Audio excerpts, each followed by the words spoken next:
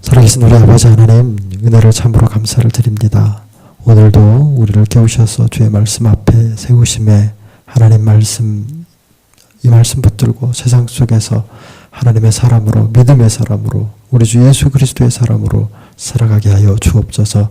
생명의 근원 되신 하나님 아버지, 오늘 우리의 삶이 하나님에게로부터 왔음에 오늘 우리의 모든 삶이 하나님에게로 돌아갈 수 있도록 우리의 모든 마음과 우리의 모든 행실과 우리의 모든 하는 일들 가운데서 하나님의 능력이, 하나님의 생명의 그 열매들이 맺혀지게 하여 주옵소서. 오늘 우리 가운데 있는 많은 죄악들, 하나님에게서 떠나려고 하는 그 마음들, 세상의 것을 추구하려는 그 욕심들 하나님께서 제하시고 멸하시고 우리 주 예수 그리스도의 보혈의 능력으로 정결케 하여 주시기를 간절히 바라고 원합니다.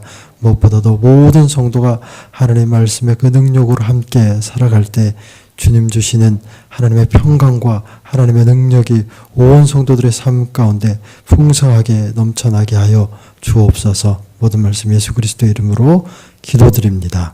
아멘. 우리가 믿음으로 사는 사람들입니다. 하나님 주시는 그 믿음으로 세상을 살아가는 사람들이죠. 믿음으로 살아가는 사람들이기 때문에 가장 필요한 것은 믿음입니다. 믿음이 우리를 살게 하고 믿음의 그 능력으로 살아가고 있는 겁니다. 오늘 우리가 육신을 살아가게 하는 데 있어서 가장 중요한 것은, 육신을 살아가게 하는 데서 가장 중요한 것은 무엇일까요? 네, 밥심이죠, 밥심. 육신을 살아가게 하는 데서 가장 중요한 밥심. 밥을 맛있게, 많이 해서 영양분을 많이 취해야 우리 육신이 살아가는 겁니다. 우리의 육신과 우리의 영혼이 믿음으로 살아가기 위해서 가장 중요한 건 뭘까요? 네, 말씀과 기도죠. 말씀의 힘, 기도의 힘입니다. 그것으로 살아가는 겁니다. 말씀이 우리의 생명입니다. 생명의 말씀이라 우리가 그렇게 말을 하죠. 말씀을 들을 때마다, 말씀을 볼 때마다 그 말씀을 우리가 어떻게 먹어야겠습니까? 기왕 먹는 거 맛있게 먹어야 되는 겁니다. 물론 말씀을 맛있게 먹지 않아도 우리 삶에 자양분이 되죠. 생명이 되죠. 그러나 맛있게 먹어야 됩니다. 아멘 하고 맛있게 먹어야 됩니다. 끊임없이 매일같이 먹어야 됩니다.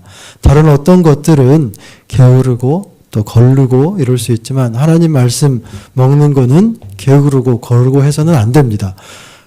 우리가 육신의 생명을 이어가기 위해서 밥을 먹는 거 거르면 참 많이 힘들지 않습니까?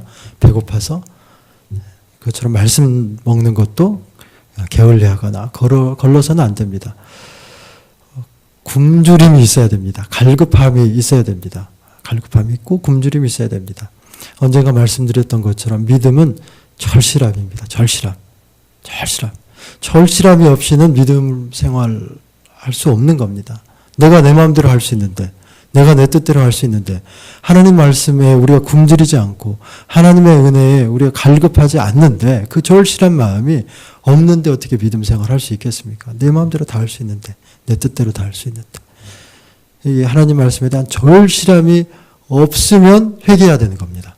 하나님 말씀에 대한 갈급함이 내 안에 없으면 회개해야 되는 겁니다. 그것은 내 뜻대로, 내 마음대로, 내 욕구대로 내가 무언가 내 인생을 이뤄가고 있다라고 하는 그런 이 표징입니다. 그래서 절실한 마음이 내 안에 있는가 없는가를 살펴보는 시간 되기를 바랍니다. 오늘 말씀에 보니까 아비멜렉의 뒤를 이어서 두 명의 사사가 나타납니다. 호사사라고 그렇게 불리우는 두 명의 사사가 나타나는데 45년간을 다스립니다. 근데 이 사람들이 무슨 일을 했는지, 정확하게 어떤 하나님의 사역들을, 구원의 역사들을 어떻게 펼쳐갔는지 자세히 기록되어 있지는 않습니다. 그런데 2절에 보니까, 3절에 보니까 길르앗 사람 야일이 일어나서 22년 동안 이스라엘을 다스립니다. 그래서 그 땅에 평화를 가져오죠. 근데 이 사람에게 어떤 일이 있었냐면 4절에 아들 30명이 있고 이 사람들이 어린 낙이 30을 타고 성읍이 30개 있었다, 이렇게 나오고 있습니다. 그 길르앗 땅에 있는 이 성읍이 하본 야일이라 이렇게 부르더라, 이렇게 기록되어 있죠. 하본 야일, 야일의 성읍이다, 야일의 마을이다, 야일의 소유지다, 뭐 이런 뜻입니다. 하나님의 사람, 하나님의 사사, 이스라엘을 지도하는 가장 앞선 지도자가 되게 부유합니다. 아들도 많고, 나귀가 승용차가 30대인 겁니다. 그랜저가 30대가 있고, 성읍이 많고, 아파트가 30채가 있고, 이런 겁니다. 아파트가 아니죠. 마을이니까, 마을이. 동산과 부동산을 다 소유했다라고 하는 겁니다. 이게 그냥 지나갈 수 있는 이야기고, 어떻게 해석하느냐에 따라서는, 하나님의 일을 하다 보니까, 하나님의 사람으로서 하나님의 구원의 역사를 이루는데 가장 앞서서 믿음으로 사니까 하나님 풍요로움을 더하여 주셨다. 이렇게 해석될 수도 있는 겁니다. 그런데 우리가 한 번 더 생각해 보면 그것이 그렇지 않음을 알 수 있습니다. 세상에서도 절대 권력을 행사하는 사람은 어떤 사람이냐면 부와 정치적인 권력을 다 가지고 있는 사람이 절대 권력을 가진 사람입니다.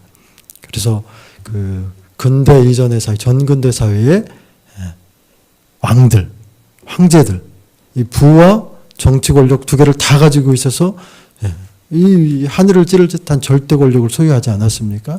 지금 야일이 그런 겁니다. 야일이 정치적인 권력이 있었습니까? 네, 있었습니다. 돈의 권력이 있습니까? 돈의 권력이 있는 겁니다. 절대 권력이 있는 곳엔 가장 떼어놓을 수 없는, 항상 따라오는 것이 부패입니다. 부패.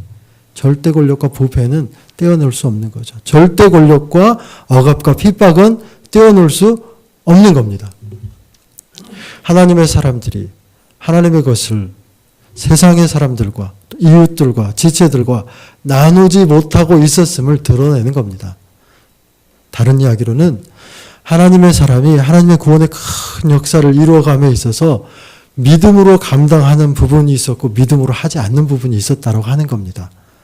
그게 무슨 얘기인가 이렇게 의문이 생길 수 있죠. 여러분, 우리가 예배 드릴 때 죄 지을 수 있습니까? 없습니까? 죄 지을 수 있습니까? 없습니까? 기도할 때 죄 지을 수 있을까요? 없을까요? 말씀 볼 때 믿음으로 읽을 수 있을까요? 믿음으로 읽지 않을 수 있을까요? 있는 겁니다. 하나님 일을 하면서 섬기면서 봉사하면서 믿음으로 하지 않을 수 있습니다. 죄를 지으면서 할 수 있는 겁니다. 우리 마음에 다른 생각, 다른 마음, 그런 마음들을 품고 기도할 수 있고 예배할 수 있고 찬송할 수 있고 말씀 읽을 수 있고 일할 수 있는 겁니다. 그러나 하나님의 역사는 계속되어 가죠. 야일이 그랬던 겁니다. 야일이 자신의 것들을 추구한 겁니다. 그래서 절대 권력자로 행사했죠. 그리고 그 사회는 끊임없이 부패에 들어갔습니다. 그리고 그 뒤에 이어지는 말씀이 6절이 이스라엘 자손이 다시 여호와의 목전에서 악을 행하여 이렇게 나오는 거 아닙니까? 오늘 우리가 하나님께서 주신 것이 있다면 그것이 무엇이든지 간에 하나님의 그 은혜로 받은 것들을 나눌 수 있는 그러한 믿음의 사람들로 살아가기를 바랍니다. 하나님도 나누셨습니다. 나눔의 가장 처음 시작은 하나님이십니다. 하나님이 생명을 나누셨습니다. 하나님이 자신의 생명을 나누어서 우리에게 주셔서 오늘 우리가 사는 겁니다. 인간이 범죄하고 타락하자 하나님께서 자신의 아들을 우리에게 주셨습니다. 또 나누십니다. 끊임없이 나눠 가십니다. 하나님의 생명의 그 능력을 성령을 통해서 또 오늘 우리에게 또 나누십니다. 나누는 일은 하나님의 일입니다. 내 것으로 소유해서 자꾸만 축적하고 그것으로 내 힘을 삼고 그것으로 누군가는 어렵고 누군가는 낙담해도 그거 나와 관계없이 내 것으로만 이렇게 채워가는 것은 하나님의 사람으로 살아가는 믿음의 방식이 아닙니다. 나눌 수 있기를 바랍니다. 나눌 수 있기를. 추석이 다가옵니다.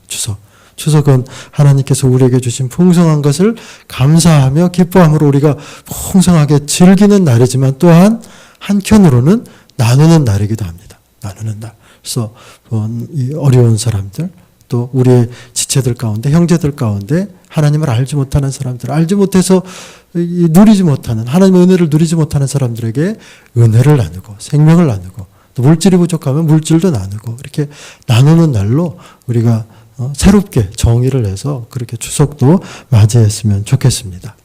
자, 어지간 이제 이스라엘 사람들이 다시 여호와 목전에서 악을 행하셨습니다. 행하였습니다. 여호와 목전에서 악을 행하였다라는 것은 하나님 눈앞에서 범죄했다는 건데 하나님이 그럼에도 불구하고 이스라엘 사람들을 끊임없이 지켜보고 있었다는 이야기죠. 계속 그 하나님의 목전에서 그들이 있었습니다. 하나님이 끊임없이 그들을 지켜봤습니다. 믿음으로 살지 않아도. 그런데 이 사람들이 하나님을 버립니다. 6절 하반절에 여호와를 버리고 그를 섬기지 아니하였다. 하나님을 버린다는 게 사실 이게 말이 되는 이야기가 아니죠. 하나님을 버린다는 것, 그것은 이스라엘 사람들이 인간이 하나님을 소유했다라고 하는 이야기가 되는 거지 않습니까? 소유했으니까 버리는 거죠. 사실은 버릴 수 없는, 소유할 수 없는 존재입니다. 하나님 더 큰 존재이기 때문에. 근데 하나님을 버렸습니다. 이스라엘 사람들이. 소유물로 여긴 겁니다. 내 것으로. 내가 하나님의 것이 아니라 하나님이 내 것으로 여긴 겁니다. 하나님의 다스림을 내가 받는 게 아니고 내 다스림을 하나님이 받는 겁니다. 그래서 내가 필요하면 하나님을 부르고 하나님을 찾고 하나님이 내게 이런 거 주시고 이렇게 이스라엘 사람들이 여긴 겁니다. 그래서 10절에 이런 일들이 벌어집니다. 이스라엘 자손이 여호와께 부르짖어. 악을 행하자 하나님이 이스라엘 사람들을 징계하였고 징계해서 그들에게 공고함이 있자 어려움이 있자 이스라엘 사람들이 10절에 여호와를 부르짖어. 이렇게 나옵니다. 회개한 겁니다. 회개한 것이 왜 잘못일까요? 자기 마음대로 하는 겁니다. 자기 마음, 자기 필요에 따라서.